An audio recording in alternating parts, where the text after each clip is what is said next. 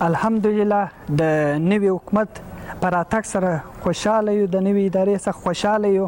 تر ټولو لوی شی چې هغه د امنیت و، په هیواد کې امنیت تامین دی.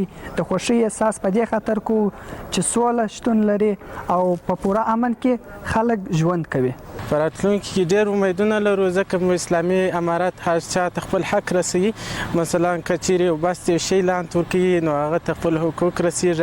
هغه کسان چې استعداد لري، لایقت لري، هغه چې کېږي ورته کامیابه کېږي. نو موږ په دې باندې فخر کوو چې اسلامي امارت دلته راغلی. اول باید برشان کار ایجاد فرصت‌های کاری شود، مبادا هم امنیت چیز شهروندای خود تامین کنند. انشالله که با آینده خوب خوشبین هستم و خواهان بازم فراهم سازی کاربار و امنیت است. بله، آرزوی صلح و آرامی دارم و انشالله که پوره هم میشه.